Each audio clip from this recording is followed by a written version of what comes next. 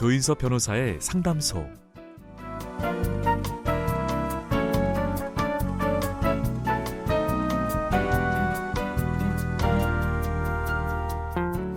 날씨가 맑은 날이 있고 또 흐린 날이 있는 것처럼 우리 삶도 잘 풀릴 때가 있는가 하면 앞이 막막하고 속상할 때도 있죠.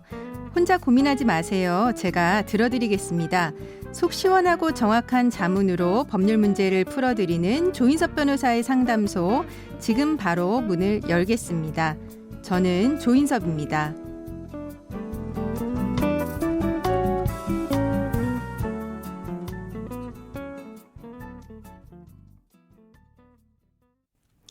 고민이 있을 땐 언제든 문을 두드려주세요. 당신을 위한 로하우스 조담소 김예진 변호사와 함께합니다. 안녕하세요. 안녕하세요. 법무법인 신세계로 김예진 변호사입니다. 네, 오늘은 어떤 고민이 기다리고 있는지 사연부터 알아보겠습니다.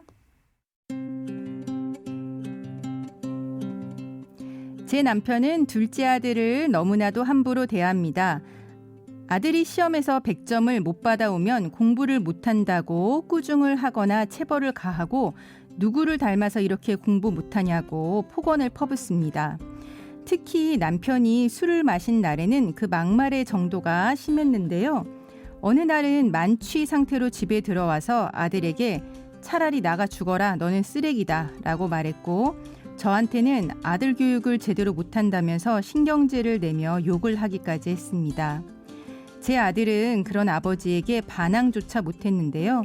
나달이 주눅이 들고 집에 들어오기 싫어하는 아들을 지켜보면서 어찌나 마음이 아팠는지 모릅니다. 엄마인 저한테 차마 말은 못하고 있지만 아빠와 이혼하기를 원하는 것 같습니다.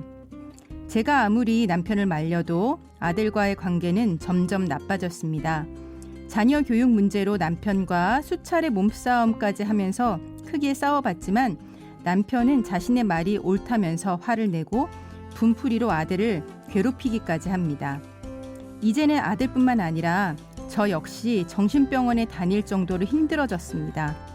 저도 더 이상 이런 남편과 살 수 없고 아들을 위해서라도 이혼을 해야 할 것 같습니다. 아이에 대한 폭언과 폭력을 이유로 이혼할 수 있을까요?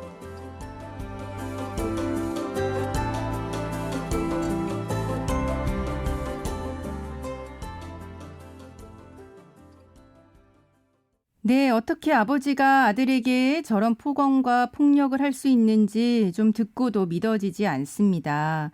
부모 중 한 분과 자녀가 다투는 경우는 많이 있죠. 하지만 이번 사건처럼 부부 당사자가 아닌 자녀에게 대한 학대를 이유로 이혼, 이게 가능할까요?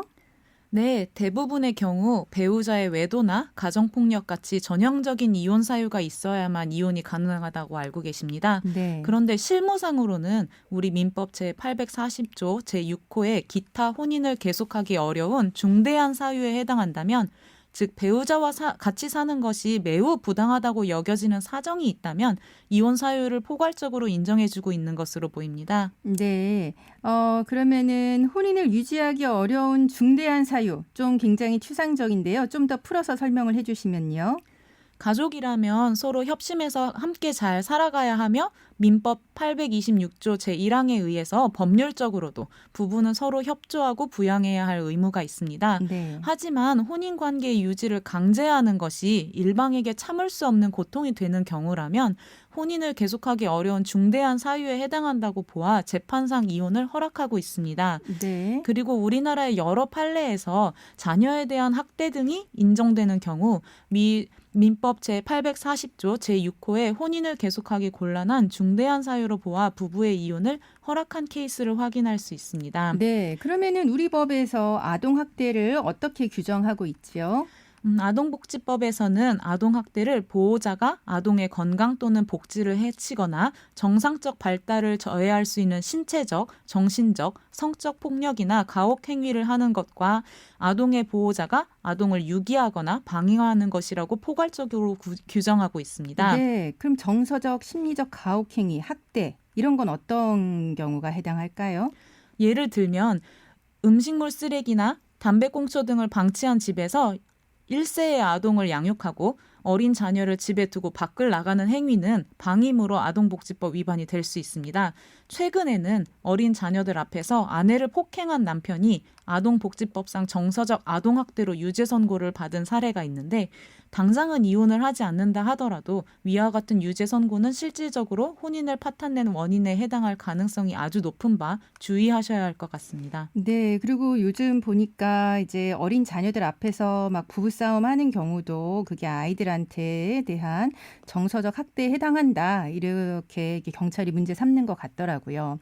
어쨌거나 그렇다면 이 사연의 경우 사연자분의 남편이 아들을 학대했다고 봐도 될 것 같은데요. 그러면은 그 밖에 또 자녀를 학대해서 문제됐던 다른 구체적인 사례 좀 더 들어주실 수 있을까요? 네, 2011년에는 어머니의 지나친 교육열로 학업 성적이 좋지 못한 자녀에게 폭언을 하고 발길질을 하는 등 구타를 한 경우가 있었는데 법원은 교육이라는 명목으로 자녀에게 인격적 모독과 구타를 하며 자녀 양육에 관해 다른 가치관을 가진 남편을 일방적으로 매도하고 자신의 교육 방식을 탓한다는 이유로 아들에게 어머니로서의 의무를 다하지 않아 갈등을 심화시킨 점을 문제 삼아 아내에게 이혼의 책임이 있다라고 판시하고 이에 따라 위자료를 인정한 케이스가 있습니다. 네, 참 옛날 같으면 뭐 애들 교육 안 한다고 부부가 싸우고 뭐 아동학대까지 이야기되는 경우는 좀 드물었을 것 같은데 요즘은 너무 아이들한테 교육을 강조하다 보니까 이런 사례도 있긴 하네요. 그리고 또 다른 또 사건도 있었나요?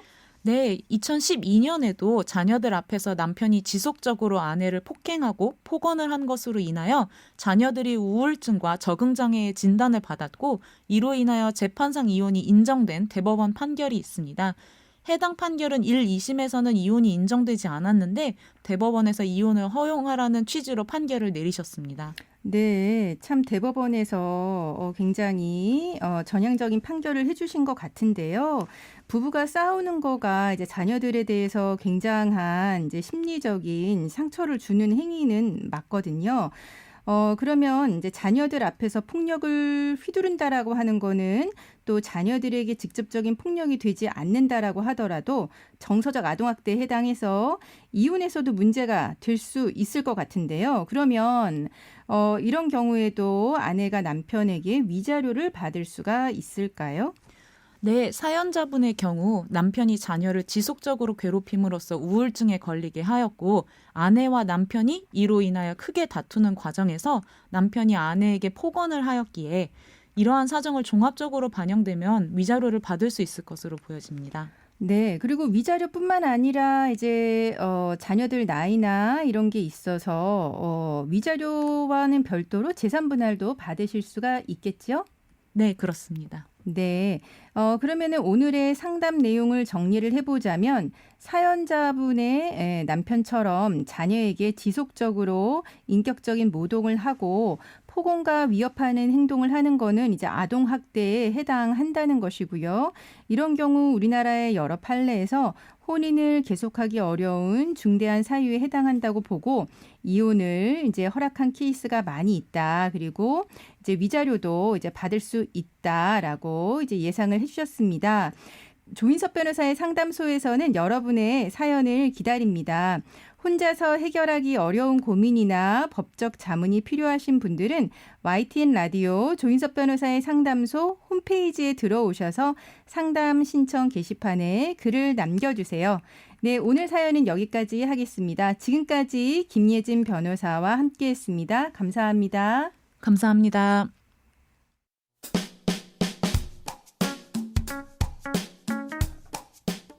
알아두면 쓸데있는 법률 이야기 알쓸법 시간입니다. 가장 오래 수감 중인 사형수의 복역 기간이 29년 4개월에 이르면서 형법 제78조가 정한 사형의 시효인 30년에 가까워지고 있는 가운데 헌법재판소가 위헌 여부를 심리 중인 사형제 존폐에 대한 관심이 커지고 있습니다.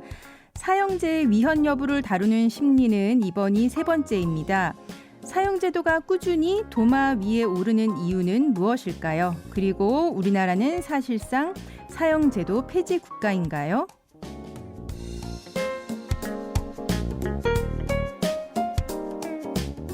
우리나라는 1997년 12월 30일을 마지막으로 사형이 집행된 적이 한 번도 없는 그런 국가입니다.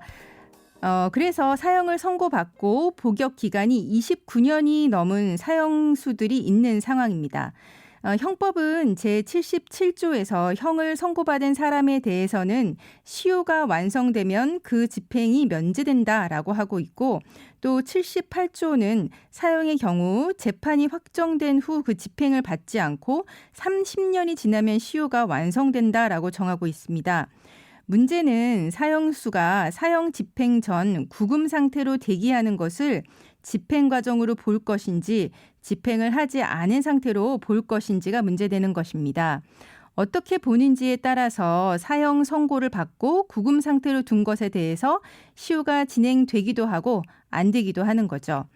법무부는 이런 상황에서 사형 시효가 진행되지 않아서 법적 지위 변경 없이 계속 구금할 수 있다라고 하는 입장인데요.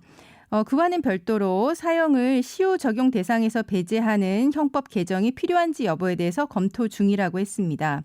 어쨌거나 현재 우리나라는 사형 집행을 오랫동안 하지 않아서 사실상 사형 폐지 국가라고 보고 있습니다. 그리고 이와 관련해서 헌법재판소가 사형제에 대한 위헌 여부를 심리 중인데요.